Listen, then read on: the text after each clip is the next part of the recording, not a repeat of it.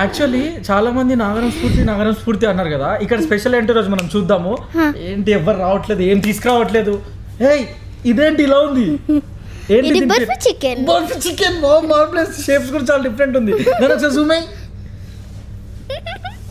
ఇలాంటి wonderful items తినాలంటే ఎక్కడికి వెళ్ళాలి?